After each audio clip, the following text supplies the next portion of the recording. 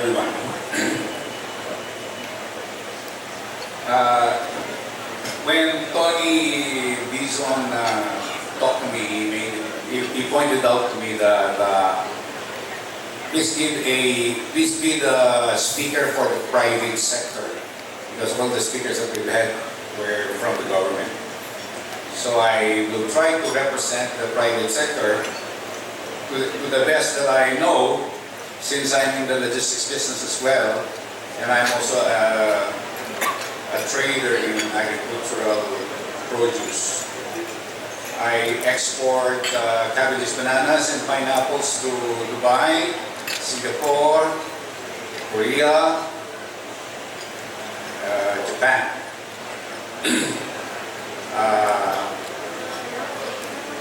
Can we go to the next page, please? Okay, so we have two companies. One is Bayside Terminal and Transportation Services, and the other one is Toco Distributions. Bayside is involved in logistics. Currently we are handling a lot of refrigerated cargo from Manila to almost all the points almost all the ports everywhere in the country, as well as from Mindanao moving to Metro Manila and Cebu. Toco Distribution is our social advocacy work. We are helping the farmers to sell their goods.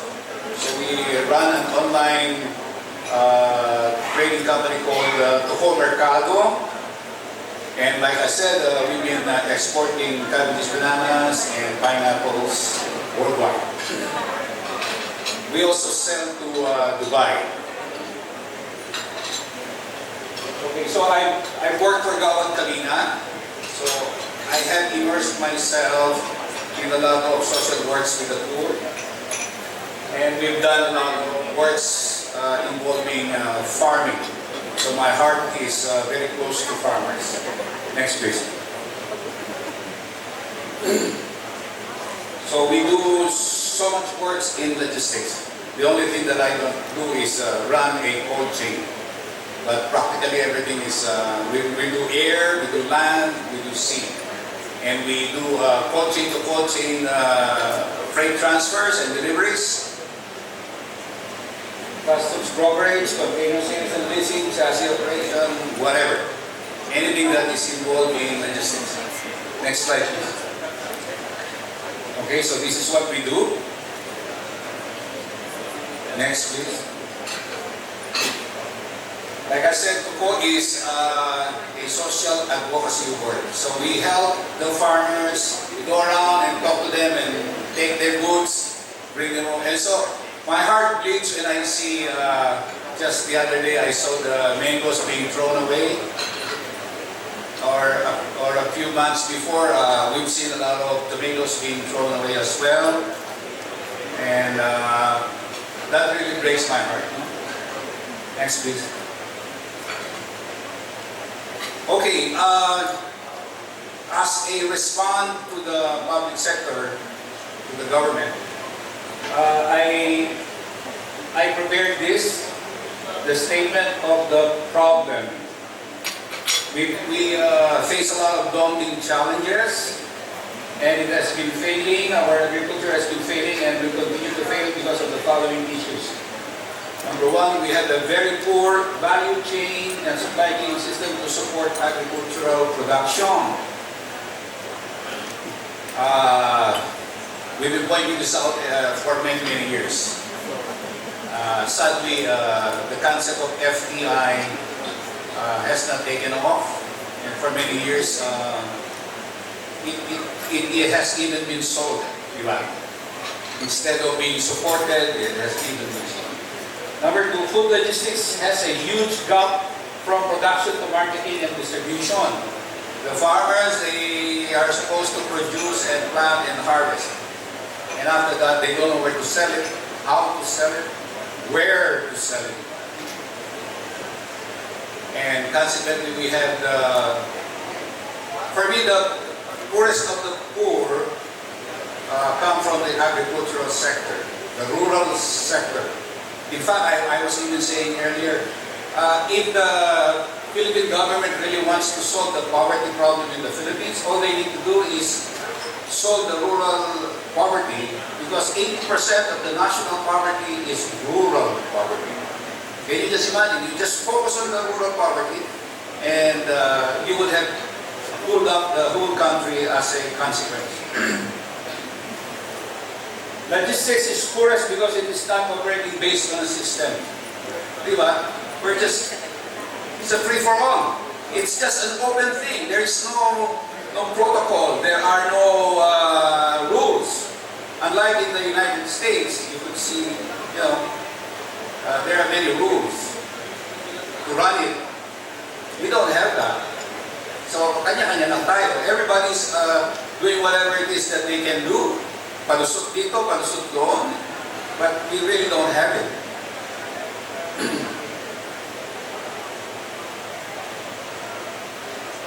Minus value chain and supply chain integrating itself to production, there will be continuing failures in marketing and distribution, affecting all aspects of production, processing, food storage, and sales.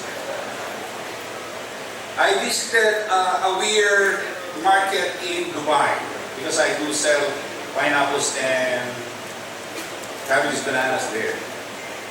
I was awestruck because in one place they had more than 50 cold storage warehouses available. More than 50. Probably even 100. And this is the backbone of why Dubai has been transformed to be the transshipment center of the Middle East. They are buying all produce from everywhere, all around the world, dropping them up in Dubai, and then supplying Oman, supplying Saudi Arabia, supplying all the other Middle Eastern countries around them. And they're making a lot of money out of doing that. Here we are, supposedly we should be doing that as well, but there is no direction towards doing that yet. Lack of management system. I'm pointing this out not to attack DA. I'm pointing this out because it is a deficiency that must be corrected. Yeah. RDA doesn't have a top-to-bottom management system. It probably has, but the way it does is it has regional directors in every region, and then there's a provincial head, and then down the line. But who is in charge? I have never ever heard anybody says, for mango, I am the guy who will take care of it. Or for langka, I am the one who will take care of it. And if there's any problem that arises, you can blame me. I have never heard of that. There is no one in charge of anything. It's a free-for-all. Right? I don't even know who's in charge of rice. And our rice is failing, but we don't know who is in charge. If I have a problem in planting rice, who do I go to? Who do I talk to? Can he solve my problem? So, earlier I mentioned about throwing away the mangoes. Wow, that's very sad. Do you know that in the 1990s, because I was part of the shipping agency that was running the Manila-Hong Kong container feeder vessels. And there were 5 competing companies then. Our company alone is loading 50 20-footer container loads of mangoes from Pangasinan and Zambales. And if you look at 50, 50, 50, 50 for every carrier, that would reach 250 container loads weekly, which translates to 5,000 metric tons on a weekly basis. Where is that now? It all disappeared without any whimper. No one from the DA rose up and said, oh, I will take care of it. So we are into that situation. There is no real management system. Nobody says, my goal for the mango is to produce 5,000 metric tons and making $5 million a week. Without, in a corporate world, if you don't have a goal, wala rin yung mangyari, diba? If you don't state your goal, there is nothing to follow, there's nothing to push for, there's no direction. Sadly, that is how we are today. Yeah. And then no one gets terminated or fired. Right? Have you ever heard of anybody getting terminated or fired for failure to reach target goals? In the corporate world, it's quickly done, right? They will just tell you, sorry, you did not meet the goal, you're out, and we will hire someone else. But in the government, so we lack the managers, we don't know who to approach, we don't know who has the authority, we don't know how it will be handled, etc., etc. And yet we ask ourselves, how come we're losing? How come we cannot produce enough rice? How come we're importing red onions? How come the ginger today is worth 300 pesos per kilo? We don't know. Nobody explains to us. Nobody tells us. The RTL, the Rice Clarification Loan Funds, are not reaching the bottom rung. And we don't know as well. Next, please. Farmers are without a food logistics system to support them. No food terminals per region. All these years, when was the FDI in the gate set up? 70s, 80s. From then until now, not a single regional food terminal was set up. And we obviously need it. Right? But it is not being done. And our agriculture has been going down, down, down, down. We do not produce for surplus. Di ba? Because if we're producing for surplus, we will not import. Or we do not produce for surplus. In fact, pag nag-produce pa nga yung farmer ng sobra, napapagalitan pa siya. Bakit ka nag-produce ng sobra? Why are you doing that? Where is your market? In other countries, they support the production of surplus because it will go to export. But in our country, no surplus, how can you export? Di ba? No surplus, no export. Our system today is inundated by imports. Wala na tayong pinag-usapan pati puro imported na lang eh. Ginger is imported. You know, 95% of our ginger is imported. Garlic is imported. Red onions is imported. Rice obviously is imported.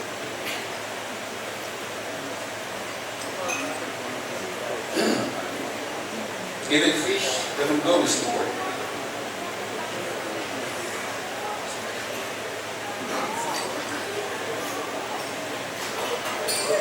Sadly, the imports quality shows in terms of packaging and handling quality and volume, highlighting our failure to compete in terms of quality and volume. Okay, next. Realities in the field. Because of what I mentioned, farming has become a poor man's livelihood. And the longer you are a farmer, the poorer he becomes. If you remember, I love to tell this. Sabi ko, my lolo in the 1950s, he used to farm the field with his carabao. Is that still true today?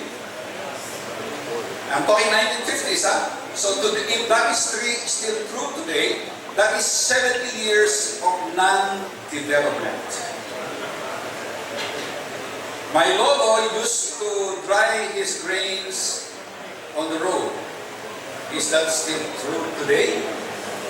So 70 years passed, and we are still doing the same thing. Which just imply that, ano ba nangyari sa agriculture natin? Bakit tayo naiwanan na naiwanan? Diba? Like I said, no surplus, no export. So we must, baliktarin natin ang sitwasyon. We must now strive to create surpluses so that we can export. Ang problema dyan, if we create surplus, what is the absorptive capacity of our economy? Salamat na lang, may cold chain na. Di ba? Kaya lang, ang mga cold chains, ang dala-dala nila, yung nagagaling sa Metro Manila na factories, di ba? Yung mga Jollibee, yung mga gamit sa pagbebenta, pero hindi sila nakaposisyon to accept from the farmers so that it will go value chain, higher level value chain, and then sell to the whole entire country. We are not in that position right now. 4 years ago, I brokered a deal with Royal Cargo, one of your members, and I brokered a 10,000 metric ton red onion cold storage business. So, nagulat sila. It was their first time to be able to do that. Fortunately, because of my network in the farming industry, I was able to gather all of that and then put it there. Because at that time, 4 years ago, the price of the red onion was failing already. It was at the 8 pesos per kilo farm gate price. And I told them, no, we will help you. We will bring it to the cold storage facility, and 3 or 4 months after, we started selling it, and it already reached 80 pesos, 90 pesos. And that can be replicated again. Kaya lang, we need to organize the farmers so that they will avail of the cold chain. Guys, you have the cold chains nationwide, but you just need to open it up for them, help them so that they will come to you, and then we can help them achieve this poverty reduction program natin. Next, please. Most cold storage facilities are in the urban centers to meet the demand side. Not the production side, but the demand side. Guys, our country has become a consumer-ridden country. Almost everything is run by consumerism, not the production side. So, our farmers are getting poorer and poorer and poorer. I wonder how long we can survive like that. Again, like I said, no surplus, no export. If our farmers are not producing for surplus, just one problem. Bumagyo lang, di ba? Or nagkaroon ng drought, and especially the climate change that has recently hit us, there will not be enough. And we will have to be importing. Sadly, when we import, what is the source of our foreign currency? OFW. So that means we will have to send more OFWs outside of our country, which means broken families. Diba?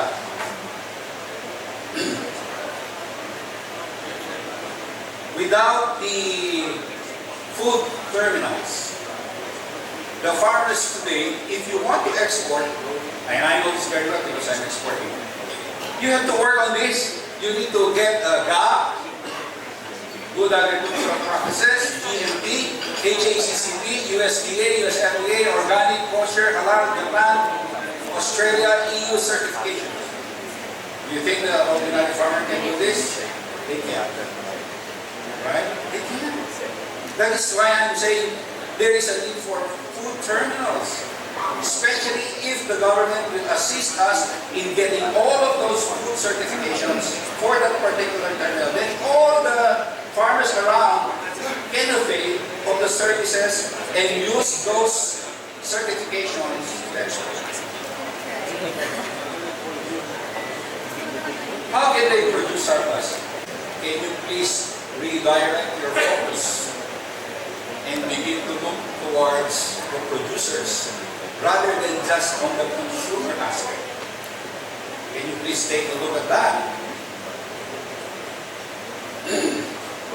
Next, please. Look at the products that our neighbors around us have. Wonderful packaging, beautiful artwork, nice presentation. We cannot even do that. We can't. We haven't reached that level. Next, please. Today, CCAP and its sponsors support massive importations. Oh, I do not blame you for supporting massive importation because that is where the business is. Right? That is where the business is.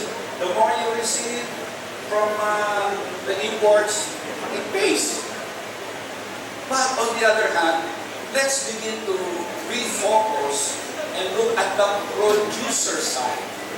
Baka naman di magawa tayo, baka naman pwede natin tulungan.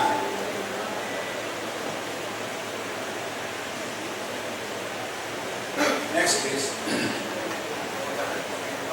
So like I said, imports is key. In the Philippines today, almost everything is imported. Do you know that we just recently, Secretary Laurel further liberalized importation? He's trying to make it as easy as possible to import. O paano na lalo yung natin, producers natin?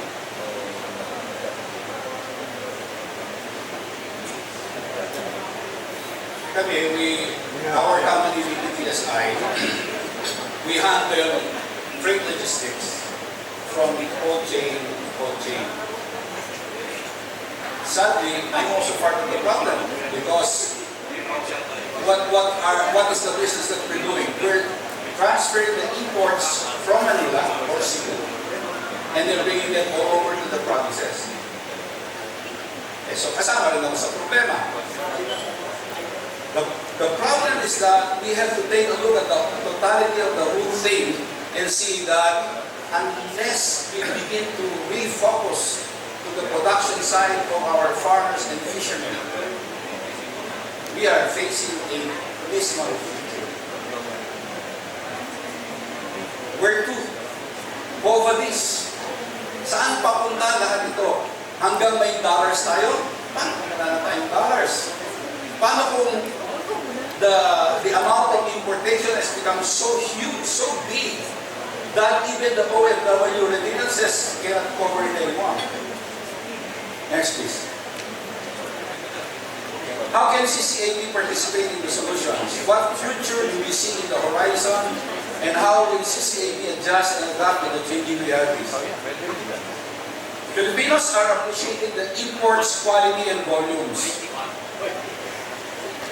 Nakikita natin, I just showed you the pictures, how beautiful the imported products are.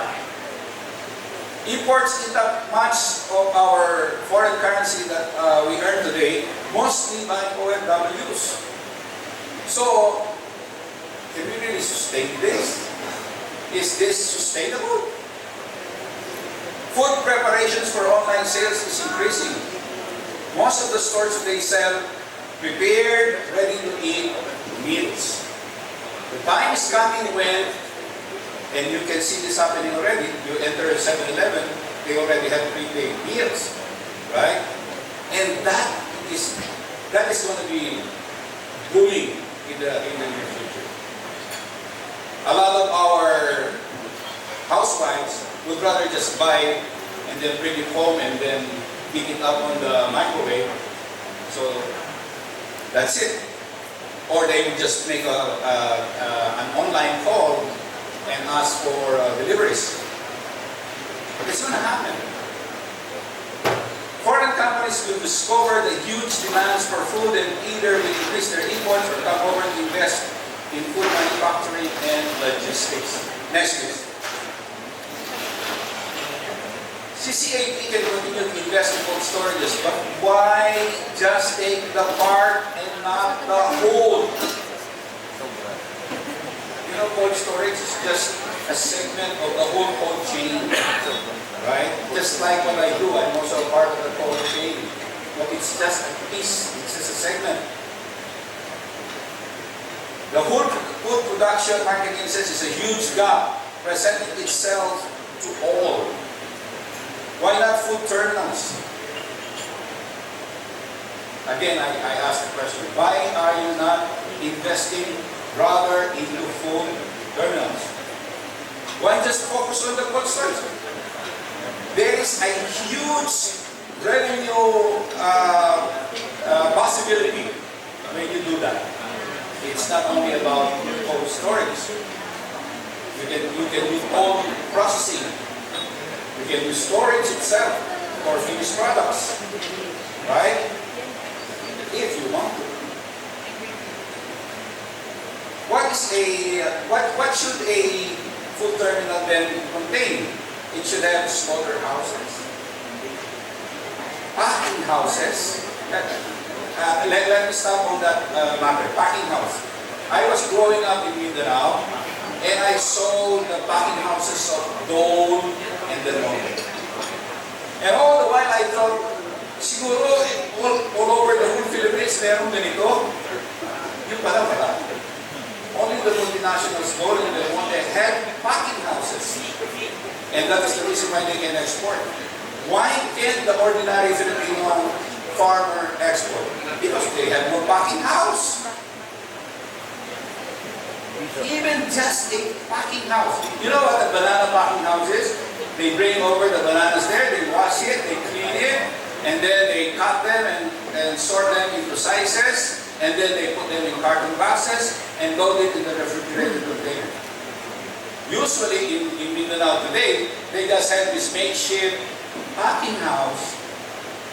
But the one who put that up is the trader. It's not even the farmer. Because it's another expense.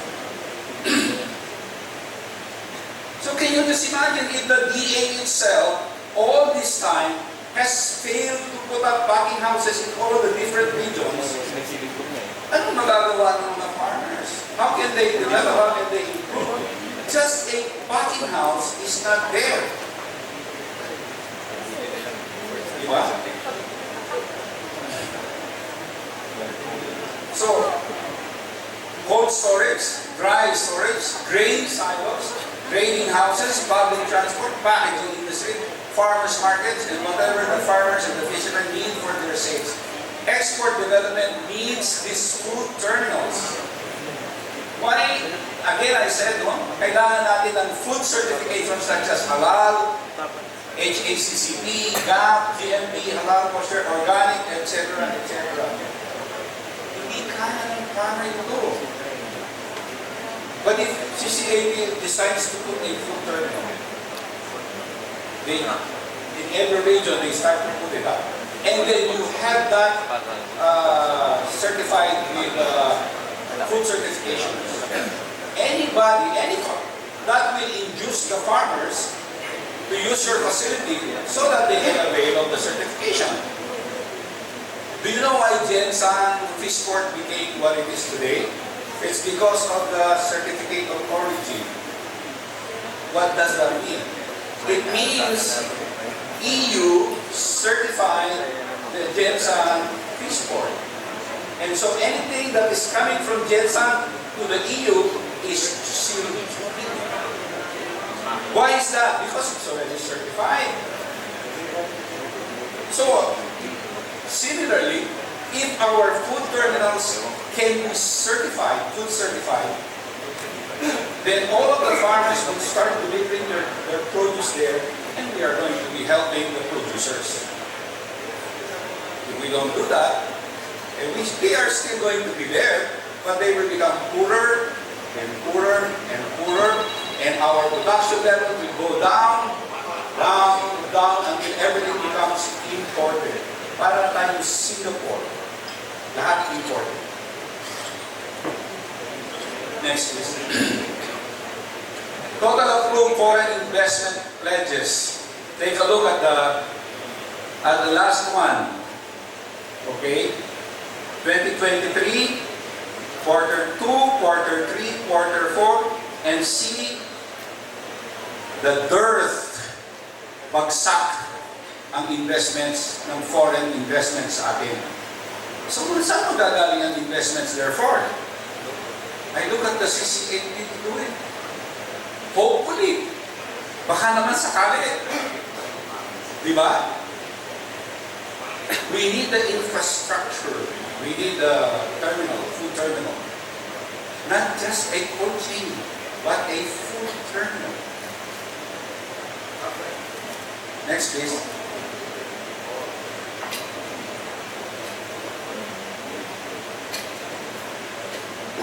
Imagine as we build food terminals, the amount of lift it will bring to our GDP and GNP. Just imagine the construction activities that we can do on every regional basis. Next, please. So Filipinos should invest in their own country. Before we expect foreigners to invest in our own country, dapat tayo munang mag-invest sa bansa natin. If you want to. Next, please. Thank you. So, I pose this as a challenge to the private sector, CCAP. Likewise, I pose it as well to the public sector, the government. We need the food systems. We need the infrastructure. We need to see how the market is created. We need to see what the market demands. All of those food certification, this is the reason why we cannot export. Because without food certification, it will be rejected. Nanggagaya na lang tayo sa Dole and Del Monte. Nanggagaya na talaga tayo. Okay? We copy whatever there. But at the same time, I'm wondering why our own BA is not doing best practices. Diba? Best practices. What is best practices? You copy and improve on whatever is best. Ginagawa na yun ng isang kumpanya, gayahin mo na lang. Diba? And elevate it further to better quality, better production. But it's not being done. There are only, how many packing houses are there in the entire country? I think they're only available in Mindanao, where the bananas and the pineapples are. From after World War II until today, hindi pa rin nakokopya ng BA natin yung best practices na yun. Sad. Diba? So I pose the challenge both to the CCAP, private sector, as well as to our BA. And I hope they will hear us, because now we have Yusek Dan Atayde here sitting with us, who is also into the logistics business before. Maraming salamat po.